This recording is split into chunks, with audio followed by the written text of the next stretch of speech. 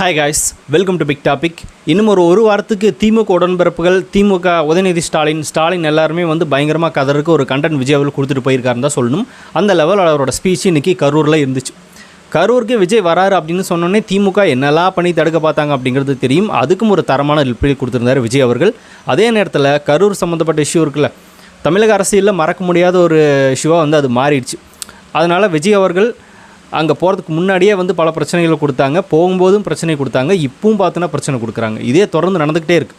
கரூரில் மட்டும் அப்படி என்ன திமுகவுக்கு மிகப்பெரிய காண்டு விஜய் போகிறதில்ல அப்படிங்கிறது நம்மளுக்கு தெரியல. தொடர்ந்து அதை பண்ணிகிட்டே இருக்காங்க. கடைசியில் நீதிமன்றமே அவர் போகிறதுனால உங்களுக்கு என்ன பிரச்சனை, அவர் நேம எஃப்ஐஆர் இல்லை, அவர் போகிறனால உங்களுக்கு என்ன பிரச்சனைன்னு சொல்லி பர்மிஷன் கொடுத்தாங்க. இன்றைக்கி விஜய் விசிட் பண்ணிட்டாரு. அங்கே விஜயோட ஸ்பீச்சும் பார்த்தோன்னா ஃபயராக இருந்துச்சு. அது என்ன அப்படிங்கிறத பற்றி தான் நம்ம டீட்டெயில்டாக பார்க்க போகிறோம். ஃபஸ்ட்டு கரூர் சம்மந்தப்பட்ட விஷயத்தை அவர் பேச ஆரம்பித்தார். கரூர் சம்மந்தப்பட்ட விஷயத்துக்கு யார் காரணம், எந்த அரசு அப்போ ஆட்சியில் இருந்தது, என்ன மாதிரியான செயல்பாடுகள் அங்கே நடந்தது, நம்மளுக்கு வேறு எந்த மாதிரியான சதி வேலை செஞ்சாங்க அப்படிங்கிறத பற்றி ஓப்பனாக பேசியிருந்தார். போலீஸ் எல்லாம் கூட்டி விட்டது, அதுக்கப்புறமா நம்ம அதை நம்பினது, பல விஷயங்களை பேசினார். உடச்சி பேசிட்டு போயிருக்காருன்னு தான் சொல்லணும். இதுக்கெல்லாம் முழு காரணம் அந்த ஆட்சி அப்படிங்கிறத சொல்லிட்டு போயிட்டார். அப்போதைய ஆட்சி அப்படின்றது இதில் நம்ம மேலேயே பழிய போட்டாங்க அப்படின்னு சொல்லி வச்சு செஞ்சுருந்தாருன்னு தான் சொல்லணும். ஃபைனலாக அதில் இன்னொரு முக்கியமான விஷயத்தை சொல்லியிருந்தார். இந்த கரூர் இஷ்யூ இது மாதிரி கூட்ட நெரிசல் சம்பவங்கள் பெரிய அளவில் எங்கேயுமே நடக்கக்கூடாது, இனிமேல் நடக்கவும் விடமாட்டோம். அது நடக்காமல் இருக்கிறதுக்கும் இது மாதிரி ஒன்று நடந்திருக்கு அப்படின்னு எல்லாருமே ஞாபகம் வச்சுக்கிறதுக்கும் ஒரு மிக முக்கியமான விஷயத்தை பண்ண போகிறேன்னு சொல்லியிருந்தார். அங்கே நினைவிடம் அமைக்கிறதுன்னு விஜய் அவர்கள் பேசியிருந்தார். கரூரில் இறந்து போன 43 பேருக்கு பார்த்தோன்னா அங்கே நினைவிடம் அமைக்க போகிற விஜய் அவர்கள் அப்படிங்கிறத இதில் சொல்லியிருந்தார். ஏன்னா அது ஒரு இன்சிடெண்ட், இது மாதிரி நடந்திருக்கு, இந்த ஒரு கூட்ட நெரிசல் சம்பவமாக நடந்திருக்கு அப்படின்னு சொல்லி எல்லாருக்கும் தெரியப்படுத்துறதுக்காக, இனியும் நடக்காமல் இருக்கணும் அப்படின்றத பார்த்தோன்னா உறுதிப்படுத்துறதுக்காக அந்த ஒரு விஷயத்தை பண்ணுறோம் அப்படின்னு விஜய் சொல்லியிருந்தார். ஒரு நல்ல விஷயமாக தான் நான் பார்க்குறேன். அதே நேரத்தில் அவங்களுக்கு தற்காலிக அரசு பணி அப்படிங்கிறதையும் கொடுத்துட்டாங்க. நீதிமன்றம் பர்மிஷன் கொடுத்துருச்சு, அதுவும் தொடர்ந்து போகுது. இனிமேலும் அதில் சில பிரச்சனைகள் வரலாம், அது அப்புறம் பார்ப்போம், அதையும் பேசியிருந்தார். அதுக்கப்புறமா இன்னொரு முக்கியமான பாயிண்ட் எனக்கு ரொம்பவே பிடிச்ச மாதிரி என்ன அப்படின்னா, இன்னுமே திமுக தான் ஆட்சியில் இருக்கிறதா நினச்சிக்கிட்டு அவங்க கனவு கண்டுக்கிட்டு இருக்காங்க, தயவு செஞ்சு முழிச்சு ரியாலிட்டிக்கு வாங்க அப்படின்னு கூப்பிட்டுருந்தார். அதாவது கரூருக்கு திமுக போக விடாமல் விஜய் தடுத்தது அப்படிங்கிறது தெரியும். சரி, ஆட்சியில் இருக்கும்போது அது இதுவும் பண்ணி தடுத்தாங்க, போக விடாமல் பண்ணாங்க, அங்கே சில இடங்களில் பார்த்தோன்னா பர்மிஷன் கொடுக்காமல் இருந்தாங்கன்னா அவங்களோட கையில் அதிகாரம் இருந்துச்சு, அதனால் அவங்க போக விடாமல் தடுத்தாங்க. இப்பவும் விஜய் அவர்கள் முதலமைச்சர் ஆகிட்டார், டிவிக்கு ஆட்சிக்கு வந்துடுச்சு. அதுக்கப்புறமா இன்னும் உட்காந்துட்டு நம்ம தான் ஆட்சியில் இருக்கோம் அப்படின்னு நினப்பில் என்னை தடுத்துக்கிட்டு இருக்கீங்களா, நீங்கள் எந்த உலகத்தில் இருக்கீங்க, உங்களோட விடியலெல்லாம் மறைஞ்சு போச்சு, டிவிக்குன்ற ஒரு கட்சி ஆட்சி பிடிச்சிருச்சு, தயவு செஞ்சு ரியாலிட்டிக்கு வாங்க அப்படின்னு ஒரு கலாய்ச்சிருந்தார்ல பங்கம்மா. அதெல்லாம் பார்க்குறதுக்கு பயங்கர சிரிப்பாக இருந்துச்சு. சட்டமன்றத்துக்கே போக முடியாத அளவுக்கு தன்னுடைய தொகுதியிலே தோத்துட்டார் முன்னாள் முதலமைச்சர் ஸ்டாலின் அவர்கள். ஆனால் இன்னுமே அவங்க தான் ஆட்சியில் இருக்கிற மாதிரி சில விஷயங்களை பேசிகிட்டே இருக்கிறது, கரூருக்கு போக விடாமல் தடுக்கிறது, சில விஷயங்களை பார்த்தோன்னா குதிரை பேரம் கழுதை பேரம் அப்படின்னு ஏற்றி விடுறது, இதெல்லாம் பண்ணிக்கிட்டே இருக்காங்க. அதுவும் கூட ரிப்ளை கொடுத்துருந்தாரு. மக்கள் என் பக்கம் நிற்கிறாங்க, ₹1 கூட கொடுக்காம இந்த தேர்தலை நம்ம ஜெயிச்சிருக்கோம், அப்படிப்பட்ட மக்கள் என் பக்கம் இருக்கும்போது எனக்கு இருக்குது குதிரை பேரம் கழுதை பேரம் அப்படின்னு சொல்லி கேட்டிருந்தார். இதுவும் பார்த்தோன்னா ஒரு தரமான பதில் அப்படின்னு தான் சொல்லணும். அதே நேரத்தில் வாயத்துறங்க சிஎம் அப்படின்னு கேட்குறாங்க, திறந்தா இருக்க மாட்டுறாங்க. இதை விட ஒரு உதயநிதி ஸ்டாலின் அவர்களுக்கு தேவையில்லை. பேசுன்றாங்க, ஒரு 5 நிமிஷம் சட்டசபையில் பேசினா எழுந்து ஓடிடுறாங்க. ஒரு 5 நிமிஷம் குளத்தூரில் பேசுனதுக்கு என்ன நடந்துச்சு அப்படிங்கிறது தெரியும். இனியும் பேசணும் அப்படின்னா என்ன வேணால் நடக்கும் அப்படின்றது சொல்லியிருந்தார். வாயத்துறங்க சிஎம்னு கேட்குறாங்க, திறந்து பேசினா கிளம்பிடுறாங்க, ஓடிடுறாங்க அப்படின்னு சொல்லி பேசினார். அதாவது பார்ட்டி ஃபண்டு அப்படின்னு விஜய் அவர்கள் சட்டமன்றத்தில் பேசினார். அவர் சொன்ன மாதிரி எந்த கட்சின்னு நான் சொன்னேன்னா, இல்லை நீங்கள் தான் சொன்னேன்னா, யாருன்னு சொன்னா, எதுவுமே சொல்லலை, பேர் கூட மென்ஷன் பண்ணல. பார்ட்டி ஃபண்டுன்னு ஒரு வார்த்தை சொன்னேன், அது உடனே நாங்கள் தான் அப்படின்னு நினச்சி அவங்களே கிளம்பி போனாங்கல்ல, குற்றமுள்ள நெஞ்சு தான் குருவுக்குன்னு சொல்லுவாங்கள்ல, அதையும் விஜயாவில் சொல்லிட்டு முடிச்சிருந்தார். பார்ட்டி ஃபண்டுன்னு சொன்னால் உதயநிதி ஸ்டாலின் அவர்கள் எதுக்கு வெளியே போகிறாரு, அப்போ அவரே ஒத்துக்கிறாரா?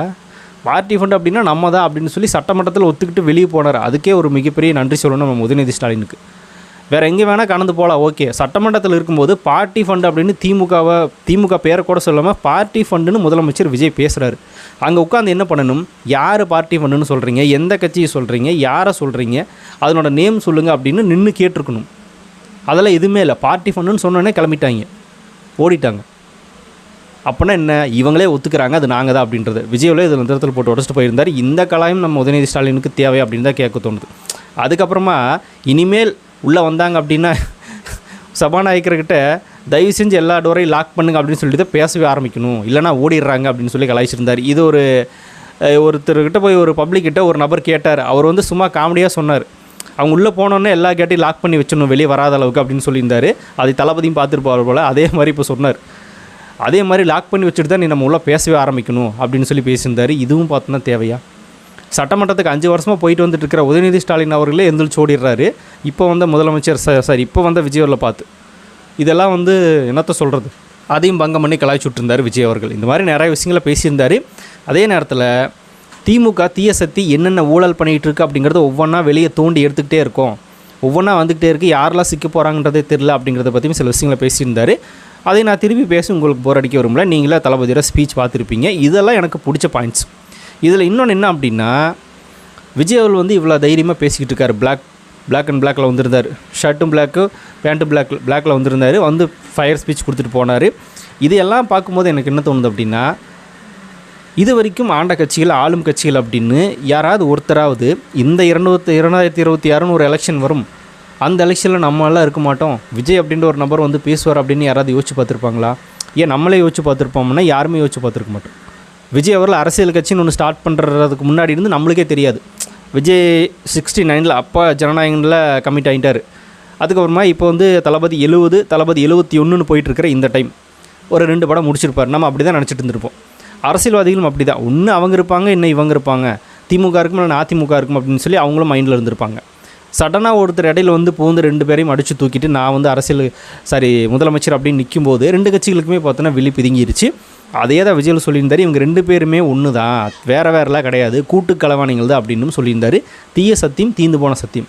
இந்த தீய சத்தியம் தீந்து போன சத்தியம் டிவிக்கேண்டு ஒரு கட்சி வரும், அந்த கட்சி ஆட்சி பிடிச்சி முதலமைச்சர் விஜய் ஆவார் அப்படின்றத எக்ஸ்பெக்ட் பண்ணியிருக்கவே மாட்டாங்க. அப்படி இருக்கிறப்போ இப்போ விஜய் கரூரில் போய் பேசிக்கிட்டு இருக்காரு. இவங்களோட மனநிலைமை எப்படி இருக்கும் அப்படின்னு நான் யோசிச்சு பார்த்தேன் ஒரு டைம். அது பார்க்க எனக்கு அப்படியே தோணுச்சு. நேரம் விஜய் ஏதோ ஷூட்டிங் ஸ்பாட்டில் ஏதோ ஒரு தளபதி 71 நடிச்சிட்டு இருந்திருப்பார், கரூர்லன்னு பேசிக்கிட்டு இருக்காரு, முதலமைச்சர் ஆகிட்டார் அப்படின்னு நான் பார்த்துட்ருக்கேன். அவங்க 2 பேரை பற்றி யோசிக்கிறேன். அவரை 2 பேரை பற்றி பேசிக்கிட்டு இருக்காரு. அதிமுக காலி ஆயிடுச்சு பாதி, திமுகவில் பார்த்தோன்னா எல்லோரும் முன்னாள் முதலமைச்சர் கூட சட்டமன்றத்துக்கு போக முடியாத நிலைமைக்கு குளத்தூரில் தோத்துட்டார். இதெல்லாம் எப்படி நடந்துச்சு அப்படின்னு யோசிச்சுட்டு இருக்கேன். இப்போ இவங்களோட மனநிலைமை எப்படி இருக்குது அப்படின்னு யோசிச்சு பாருங்களேன். இதெல்லாம் கேட்கும்போது யாரோ சம்மந்தமே இல்லாத ஒருத்தர் வந்து நம்மளை காப்பு வச்சு நம்மளை திட்டிக்கிட்டு இருக்காரு, நம்மளை பேசிக்கிட்டு இருக்காரு, நம்மளோட கொள்ளையடிச்ச எல்லாத்தையும் வெளியே கொண்டு வந்துட்டுருக்காரு, ஊழல் பண்ணிட்டு இருந்த நபர்களெல்லாம் வெளியே கொண்டு வந்துட்டுருக்காரு அப்படிங்கிறதெல்லாம் அவங்க உட்காந்து யோசிச்சிருப்பாங்க. இந்த ரகுவரன் இந்த முதல்வன் திரைப்படத்தில் வர்றக்கே அங்கே ஒன்றா உட்காந்துட்டு அர்ஜுனை பார்க்குற மாதிரி பார்த்துக்கிட்டு இருக்காங்க. இப்போ அதே நேரத்தில் ஒரு விஷயத்தை பேசியிருந்தார், ஊழல் இல்லை லஞ்சமே கிடையாது அப்படின்னு சொல்லி விஜய் பேசியிருந்தார். உடனே எங்கேயாவது ஏதோ ஒரு விஷயம் நடக்கும், திமுகக்காரங்க அதை தூக்கிட்டு வந்து போட்டு இது ஒரு வீட்டில் போடுவாங்க, என்ன சிஎம் சார் எங்கேயுமே நடக்கலான்னு சொன்னீங்க பார்த்தீங்களா அப்படின்னு சொல்லி ஒரு விஷயத்தை பேசுவாங்க. அதாவது 100 இடத்துல நடக்குது அப்படின்னா அதில் ஒரு 50 இடத்த விஜய் குறைச்சிருக்காரு, மீதி ஒரு 50 இடத்துல நடக்குன்னு வச்சுங்களேன். முழுசாலாம் இது இன்னும் சரியாக வரல, இன்னும் அதுக்கு டைம் ஆகும். அது விஜயில் நினச்சாலும் உடனே எல்லா பக்கமும் வாங்காமல் தடுக்க முடியாது, எங்கேயாவது சில இடங்கள் நடந்துட்டு தான் இருக்கும். ஆனால் நடந்துகிட்டு இருந்த சில இடங்களில் அது குறைஞ்சிருக்கு, அதை நிறுத்தப்பட்டிருக்கு அப்படின்னு தான் விஜய் அவர்கள் பேச வர்றாரு. அதை வந்து இவங்க புரிஞ்சுக்கணும். அதை புரிஞ்சுக்கிட்டாலே போதும். இவங்க புரிஞ்சுக்க மாட்டாங்க. அதாவது திமுக ஆட்சியில் லஞ்சம் ஊழல் எல்லாம் நடந்துச்சு, அது தாவே காட்சிக்கு வந்ததுக்கப்புறமா அதை பாதியாக குறைச்சிருக்காங்க அப்படின்றது ஒரு பெரிய வெற்றி தானே. இவங்க எதுவுமே குறைக்கவே இல்லை. அட்லீஸ்ட் விஜய் இப்போ வந்தவராவது சில இடங்களில் குறைச்சிருக்காருல்ல, அதுவே பெரிய விஷயம் தானே. அதை பார்க்கவே மாட்டாங்க, வாங்குகிற இடத்த பார்ப்பாங்க. வாங்காத என்ன நடக்கும் அதை பேச மாட்டாங்க. வாங்குகிற ஒரு இடம் இருக்குல்ல அதை மட்டும்தான் பேசுவாங்களே தவிர இந்த இடம் உங்களுக்கு கண்ணுக்கு தெரியாது. அதான் சொல்லியிருந்தார், மின்சாரத்துறையில் சில பணிகளெல்லாம் இருந்துச்சு, அந்த பணிகளை நம்ம தான் வந்து இப்போது ஆள்லாம் போட்டிருக்கோம் அப்படின்னு சொல்லியிருந்தார். அதுக்கு ஒரு பெண் நன்றி தெரிவித்தாங்களா, அந்த வீடியோவில் உங்கள் கண்ணில் படவே படாதுன்னு விஜய் பேசியிருந்தார்ல. அதே மாதிரி தான் விஜய் அவர்கள் இது வரைக்கும் வந்ததில் எந்தெந்த இடங்களில் எந்தெந்த நல்ல விஷயங்கள் நடந்திருக்கு, சிங்கப்பெண் அறிமுகமாகவும் சில நல்ல விஷயங்கள் நடந்திருக்கு. ஒயின் ஷாப் முன்னாரில் அதுலேயும் நடந்திருக்கு, இந்த வேலை வாய்ப்பு போட்டு கொடுத்துருக்காருல அதுலேயும் நடந்திருக்கு, எல்லாத்துலேயுமே நடந்திருக்கு. ஆனால் இவங்களுக்கு அந்த நடந்த விஷயங்கள் கண்ணுக்கு தெரியாது, எங்கேயாவது ஒரு இடத்துல நடக்காமல் இருக்கலாம், அது மட்டும்தான் கண்ணுக்கு தெரியும். இவங்க இதை மட்டும்தான் பேசுவாங்க, இதை தவிர வேறு எதுவுமே பேச மாட்டாங்க. இதுதான் திமுக. அந்த லெவலுக்கு திமுக இறங்கிடுச்சு, அதிமுக இறங்கிடுச்சு. முக்கியமாக இதில் வந்து அடி யாருக்கு அப்படின்னா உதயநிதி ஸ்டாலின் அவர்களுக்கும் பயங்கரமான அடி பொழந்துட்டு போயிட்டார். அதே நேரத்தில் ஏவாவேலு சிங்கப்பூரில் போய் ஒருத்தர் ஒழிஞ்சிட்டார் அப்படின்னு சொல்லி கிண்டல் பண்ணது, அதுக்கப்புறமா செந்தில் பாலாஜியை ஓடுன்னு கலாய்ச்சது, அவருக்கு எங்கே இருக்காருன்னு தெரில. இப்போ கூட அந்த ஒரு ரீசெண்டாக ஒரு நியூஸ் வந்துச்சு, செந்தில் பாலாஜி வந்து ஒரு இடத்துல ஆஜராகி சைன் பண்ணணும் அப்படின்னு, இனிமேலாவது வெளியே வந்துடுவார் அப்படின்னு பார்த்தா இன்னும் வரல, எங்கே போனாருன்னே தெரில. சரி சைன் பண்ணுங்க, இந்த ஸ்டேஷனில் வந்து நீங்கள் தினமும் சைன் பண்ணணும் அப்படின்னு ஒரு விஷயத்தையே சொல்லிட்டாங்க. ஆனால் இன்னும் அவர் வெளியே வரவே இல்லை, அந்தளவுக்கு ஓடிட்டே இருக்கார் அப்படின்றது கலாய்ச்சிருந்தார். கரூரில் போய் நின்று அவருடைய தொகுதி முன்னாள் தொகுதி கரூரில் நின்றுக்கிட்டு ஓடிட்டாருன்னு பேசிக்கிட்டு இருக்காரு விஜய் அவர்கள். பார்க்கும்போது சொன்ன மாதிரி எங்கே போனாங்க இவங்கெல்லாம், ஏன் ஓடுறாங்க? கரூருக்கு விஜயில் வரக்கூடாதுன்னு சொல்லிட்டு கரூர்லேருந்து வரையும் ஓடி போயிட்டார். என்னத்தை சொல்கிறதுன்னு தெரில. அதே மாதிரி தான் இன்னும் பல பேர் ஓடிக்கிட்டே இருக்காங்க, பல விஷயங்களை விஜய் தோண்டி எடுத்துக்கிட்டே இருக்கார். ஒரு இடத்துல நிதி எந்த அளவுக்கு கொண்டாந்து உள்ளே சேர்க்கணுமோ அதை சேர்த்துக்கிட்டு இருக்காரு. அதே நேரத்தில் அந்த நிதி வச்சு என்னெல்லாம் பண்ணணுமோ அதை பண்ணிகிட்ருக்காரு. பேரறிஞர் அண்ணா பிறந்த நாளில் பார்த்தோம்னா விஜய் அவர்கள் அந்த தாய்மாமன் சீர்திருத்தத்தை கொண்டு வரேன்னு சொல்லியிருந்தார். நான் ஒன்றும் ரியல் தாய்மாமன் கிடையாது, ரியல் தாய்மாமன் அப்படின்னு பேசுனது எல்லாம் பயங்கரமாக இருந்துச்சு. சில விஷயங்கள் விஜய் அவர்கள் அங்கங்கே பட்டும் படாமலும் தொட்டும் தொடாமலையும் பேசியிருந்தார். ஒரு சில இடங்களில் ஓப்பனாக பேசிட்டு போயிருந்தார். கரூர் இன்சிடெண்ட்டுக்கு வருத்தப்பட்டிருந்தார். அதே நேரத்தில் அதுக்கு முக்கியமான காரணம் யார் அப்படிங்கிறதையும் பேசிட்டு போயிருந்தார். இதெல்லாம் பார்க்குறக்கு என்ன சொல்கிறது, நம்ம ரொம்ப நாள் நினச்சிட்டு இருந்தோம் இதுக்கு விஜய் பதில் கொடுக்கணும் அப்படின்னு. இது எல்லாத்தையும் தாண்டி ஃபைனலாக அவர் சொன்னது என்ன அப்படின்னா, எல்லாத்துக்கும் பேசுங்க பேசுங்க பேசுங்க, டாக் லெஸ் ஒர்க் மோர் அப்படின்னு விஜய் சொல்லியிருப்பார்ல, அதுதான் நாங்கள் பேச்சை கம்மி பண்ணிவிட்டு செயலில் காட்டுறோம் அப்படின்னு சொல்லியிருந்தார்ல, அதை தான் அவர் பண்ணிக்கிட்டு இருக்காரு. அதுதான் அவருக்கு தெரியும். எல்லா இடத்துலையும் பேசிக்கிட்டே இருக்கிறதுல ஒரு பிரயோஜனம் கிடையாது. இப்போ சீமான் மாதிரி பேசிக்கிட்டே இருந்தால் எந்த இடத்துலையுமே ஜெயிக்க முடியாமல் அவர் இப்போ என்ன என்னார் அப்படிங்கிறது தெரியும். அந்த மாதிரி திமுகவும் ஆயிடுச்சு. இப்போ பேசுங்க பேசுங்க அப்படின்னு அவங்கள்ட்டையும் ஒன்றும் பேச்சு இல்லை. ஆனால் விஜய் பேச மாட்டார், நாங்கள் செஞ்சு காட்டுவோன்னு சொல்லியிருக்காரு. செயலும் இனிமேல் தீவிரமாக இருக்கும். அதுக்காக தான் நம்மளும் காத்திருப்போம். அடுத்தது திட்டங்களும் பார்த்தோம்னா கொண்டு வரக்கு முயற்சி பண்ணிக்கிட்டு இருக்காரு. ஒவ்வொரு திட்டமாக வரும். 60 நாளே இன்னும் பல விஷயங்களை பண்ணியிருக்காரு. இந்த திட்டங்களை செயல்படுத்துறதுக்கு இந்த தாய்மாமன் சீர்திட்டம் வரப்போகுதுன்னு சொல்லிட்டாரு. இன்னும் மீதி இருக்கிற திட்டங்களையும் அடுத்தடுத்த நாட்களில் கொண்டு வருவார் அப்படிங்கிறதுல மாற்றம் இல்லை, காத்திருப்போம். சரி, இன்றைக்கி தளபதி விஜய் பேசின அந்த கரூர் ஸ்பீச்சில் உங்களுக்கு பிடிச்ச பாயிண்ட் எது அப்படிங்கிறத கமெண்ட்டில் ஷேர் பண்ணிட்டு போங்க. அப்படியே பிக் டாபிக் சேனல் யாராவது சப்ஸ்கிரைப் பண்ண மறக்காமல் சப்ஸ்கிரைப் பண்ணி வச்சுக்கோங்க. நிறைய பிக் டாபிக்ஸ், பொலிட்டிக்கல் நியூஸ் அப்படின்னு நிறைய நம்ம சேனலில் திறந்து வரப்போகுது.